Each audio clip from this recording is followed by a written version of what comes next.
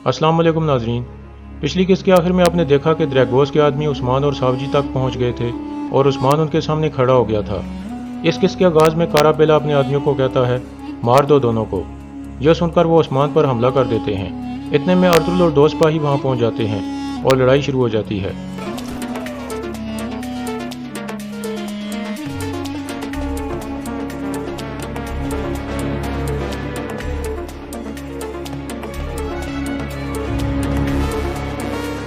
कुछ देर बाद गुंदुज भी उस जगह के करीब पहुंच जाता है और अर्तुल और उस्मान को गिरे हुए देखता है। यह देखकर वो उनकी मदद के लिए अपनी तलवार निकालता है, लेकिन इतने में द्रैगोस पीछे से हमला करके उसे गिरा देता है।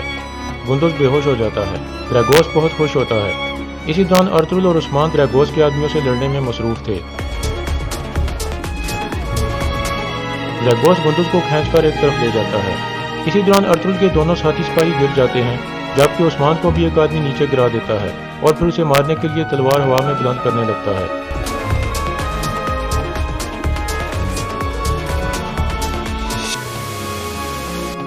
इस तरह अर्तुल उसे बचा लेता है, लेकिन द्रैगोस के आदमी तादाद में बहुत ज्यादा थे।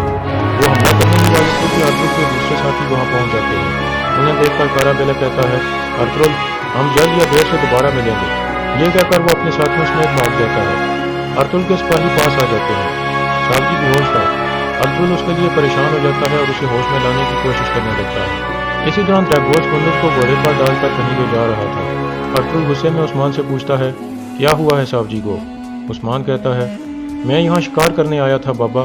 सावजी मेरे लिए परेशान होकर मेरे पीछे आ गया। हमने बिल्गे खातून के सिपाहियों पर हमला देखा, फिर वो डाकू हमारे पीछे लग गए। अर्तुल सख्त गुस्से में कहता है, क्या मैंने तुम्हें शिकार पर जाने से मना नहीं किया था उस्मान? तुमने क्यों मेरी नाफरमानी की? तुमने मेरी बात क्यों नहीं सुनी उस्मान? इतने में सावजी होश में आ जाता है। ये देखकर सब खुश हो जाते हैं। अर्तुल पूछता है, क्या तुम ठीक हो सावजी? सावजी कहता है, मैं ठीक हूँ बाबा। अर्तुल कहता है, माशाल्लाह मेरे बहादुर, चलो फौरन कबीले चलते हैं। यह कहकर वो खड़े हो जाते हैं। अर्तुल सावजी और उस्मान को सिपाहियों के साथ कबीले की तरफ रवाना कर देता है और बामसी को कहता है, हम फौरन सोगत के सराय महल में जाएंगे बामसी। हम बिल्गे और उमर बे को बताएंगे कि उनके सिपाहियों के कत्ल का जिम्मेदार गुंदुज नहीं है। ये कहकर वो भी रवाना हो जाते हैं। दूसरी तरफ तुर्गोत और मरगिन दो मंगोलों के साथ जा रहे थे। इतने में एक मंगोल कहता है, हम कोनिया के महल में नहीं जा सकते, वहाँ खतरा हो सकता है। हम अमीर बाउद्दीन को खबर भिजवाकर जंगल में किसी जगह मुलाकात करेंगे। यह कहकर वो अपना रास्ता तब्दील कर देते हैं और आगे बढ़ जाते हैं। दूसरी तरफ अर्तुल और बामसी सराय महल में पहुंच जाते हैं। अर्तुल कहता है, बामसी फौरन गुंदुज को लाओ, मैं उसका सामना उमर बे और बिल्गे खातून से कराऊंगा। यह सुनकर बामसी बाहर निकल जाता है। अर्तुल अंदर मरकजी हाल में पहुंच जाता है। उमर बे फौरन पूछता है, क्या हुआ अर्तुल साहब, क्या आपने कातिलों को तलाश कर लिया है? अर्तुल कहता है, जिन लोगों ने आपके सिपाहियों पर हमला किया था उन्होंने मेरे बेटों पर भी हमला किया है। उनके चेहरे ढके हुए थे, मेरे सिपाही उनके पीछे हैं। उमर बे कहता है, तो तुमने कातिलों को जाने दिया? कातिलों को तलाश किए बगैर तुम्हारी जुर्रत कैसे हुई वापस आने की?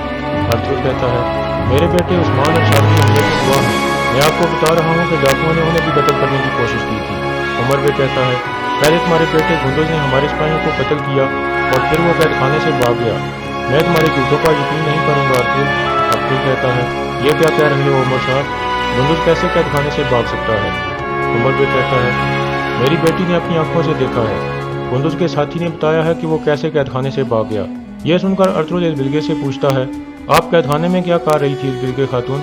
इतने में उमर बे अपनी तलवार निकालकर अर्तुल की गर्दन पर रख देता है। बिल्गे कहती है, यह आप क्या कर रहे हैं बाबा? उमर बे अर्तुल को कहता है, अपने सिपाहियों को कहो कि तलवारें फेंक दें। अर्तुल मुस्कुराता है और फिर अपने सिपाहियों को तलवारें नीचे करने का कहता है। फिर उमर बे अपने सिपाही को कहता है, दरवाज़ा बंद कर दो। यह सुनकर एक सिपाही दरवाज़ा बंद कर देता है। फिर उमर बे अर्तुल को कहता है, मेरी बेटी कैद खाने में तुम्हारे बेटे को मेरे पास लाने के लिए गई थी। मैं उसका फैसला करके उसे सजा देने वाला था। इतने में बांसी बाहर से आवाज़ देकर कहता है, सरदार, इन्होंने कैद खाने पर हमला किया है और आपके लिए जाल बिछाया है। फिर उमर बे कहता है, या तो तुम सिपाहियों को हुक्म दोगे कि वो गुंदुज को मेरे पास लाएं, या फिर यहाँ से तुम्हारी लाश जाएगी। फिर उमर बे अपने सिपाहियों को कहता है, इसकी तलवार ले लो।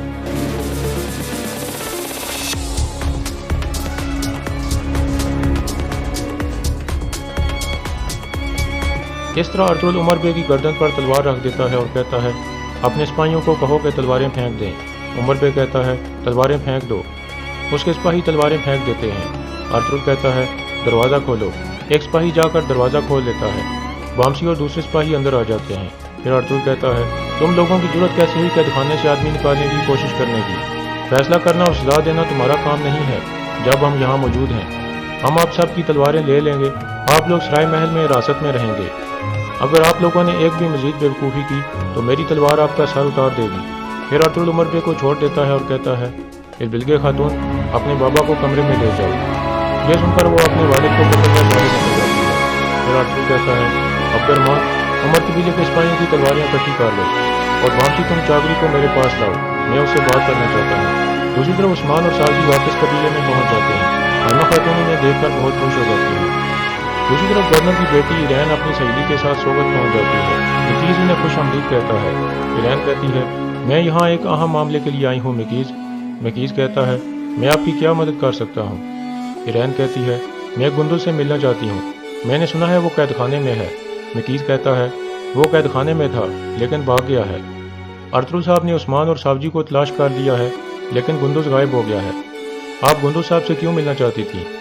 ایرین کہتی ہے وہ میرا بچپن کا دوست ہے، میں اس مشکل وقت میں اس سے ملنا چاہتی تھی۔ پھر مکیز باہر نکل جاتا ہے۔ اس کے بعد مارا کہتی ہے آپ گندز سے ملنے سے پہلے ارطغرل صاحب کو کچھ بھی نہ بتائیں۔ ایرین کہتی ہے میں گندز کے لیے جو بھی ضروری ہوا وہ کروں گی، اس نے میری وجہ سے اپنے آپ کو خطرے میں ڈالا ہے۔ اس کے بعد وہ دونوں گھوڑوں پر سوار ہو کر باہر نکل جاتی ہیں۔ اندر ارطغرل گندز کے ساتھی سے پوچھتا ہے گندز کہاں ہے چاگری؟ چاگری کہتا ہے میرے سردار وہ کہہ رہا تھا کہ میں یہاں نہیں رہ سکتا جب میرے بھائی مصیبت میں ہوں۔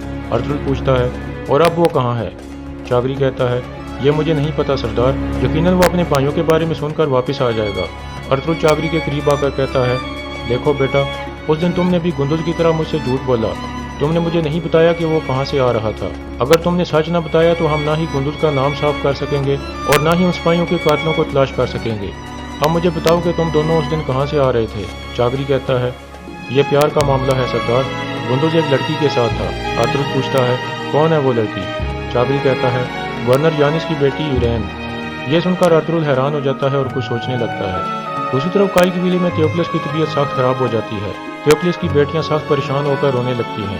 تھیوکلس اپنی آخری سانسیں لیتے ہوئے کہتا ہے خدا تمہارے ساتھ ہو میری بیٹیوں۔ اتنے میں وہ فوت ہو جاتا ہے۔ اس کی بیٹیاں نیا اور ایتھوپیا رونے لگتی ہیں۔ اسی دوران دریگوس گندز کو ایک غار میں لے گیا تھا۔ رئیس کہہ رہا تھا ارطغرل کے بیٹے گندز کو اغوا کرنا ایک بڑی کامیابی ہے۔ دریگوس کہتا ہے یہ کل تک نہیں رہے گا۔ پھر دریگوس اس کا خنجر نکال کر کہتا ہے یہ خنجر نہ صرف اس کا خاتمہ کرے گا بلکہ اس کے باپ کا بھی خاتمہ کر دے گا۔ میں رات کو اس خنجر سے عمر بے کو قتل کر دوں گا۔ میں نے گندز کو بے ہوشی کی دوا پلا دی ہے، لیکن جب یہ ہوش میں آ کر سوگت پہنچے گا تو یہ عمر بے کا قاتل بن چکا ہوگا۔ پھر دریگوس کہتا ہے تارا اور کارا بیلا تم دونوں مکیز سے بات کرو، اگر وہ سیدھے طریقے سے ہمارے ساتھ شامل نہیں ہوتا تو پھر کارا بیلا اپنے طریقے سے اس سے بات کرے گا۔ اب ایک آدمی گندز کی نگرانی پر لگا دو، یہ جیسے ہی سوگت پہنچے تو مجھے خبر مل جانی چاہیے۔ میں اس بات کو یقینی بناؤں گا کہ بلگے خاتون اپنے بابا کے قاتل کو پکڑ لے۔ یہ کہہ کر وہ سب باہر نکل جاتے ہیں۔ دوسری طرف ترگت اور مرگن دو منگولوں کے ساتھ موجود تھے۔ تھوڑی دیر بعد وہاں امیر بہاؤالدین اپنے سپاہیوں کے ساتھ پہنچ جاتا ہے۔ منگول کمانڈر اس سے پوچھتا ہے امیر بہاؤالدین ان آدمیوں کو صندوق کے بارے میں کیسے پتہ چلا؟ کیا تم نے معلومات لیک کی ہے؟ بہاؤالدین کہتا ہے مجھے کیا پتا، ہو سکتا ہے تم میں سے کسی نے یہ معلومات لیک کر دی ہو۔ یہ سن کر منگول اس کی گردن پر خنجر رکھ دیتا ہے۔ پھر بہاؤالدین کہتا ہے میرے ذہن میں ایک آدمی آ گیا ہے اور وہ ہے ارطغرل۔ جب کارابورو محل میں صندوق لینے آیا تھا تو ارطغرل بھی محل میں موجود تھا۔ منگول کہتا ہے یہ مت بھولو کہ کمانڈر کارابورو تمہاری زمینوں پر قتل ہوا ہے۔ امیر بہاؤالدین کہتا ہے میں نے ارطغرل کو خط لکھ دیا ہے، ہم جلد اسے سلا دیں گے۔ اب آپ لوگ اس صندوق کو تلاش کر کے ہمیں مصیبت سے بچا لو۔ یہ کہہ کر وہ واپس مڑ جاتا ہے۔ دوسری طرف ارطغرل اپنے سپاہیوں کو ہدایات دے رہا تھا کہ سوگت اور ارد گرد ہر جگہ کی تلاشی لو، اگر تمہیں کوئی مشکوک شخص ملے تو اسے میرے پاس لے آؤ۔ یاد رکھو ہم نہ صرف قاتلوں کو تلاش کر رہے ہیں بلکہ ہمیں گندز کی بھی تلاش ہے۔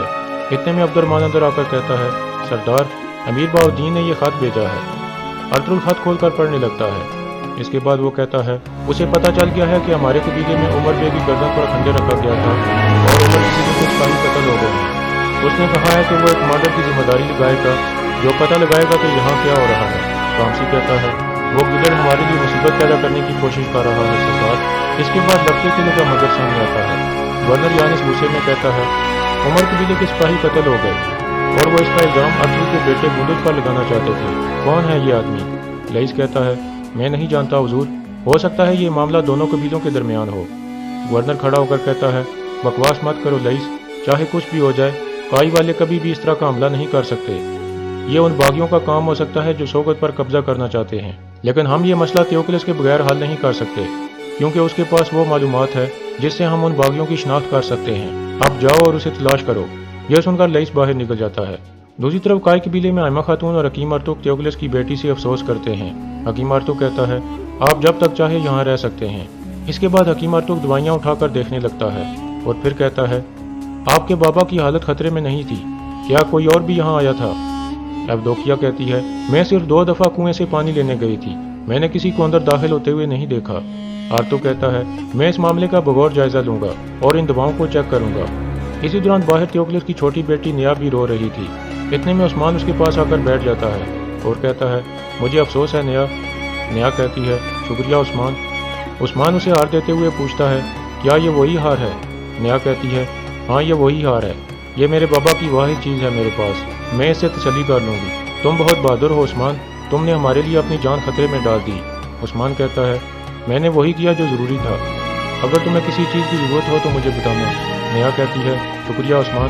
फिर उस्मान उठकर वहाँ से चला जाता है। दूसरी तरफ हकीम अर्तुक अपने खेमे में थियोक्लिस की दवाइयाँ चेक कर रहा था। वो दवाइयों को एक बर्तन में मिक्स करता है और नतीजा देखकर चौंक जाता है। फिर वो साहब जी को कहता है, मुझे फ़ौरन सराय महल जाना होगा साहब जी। ये कहकर वो बाहर निकल जाता है।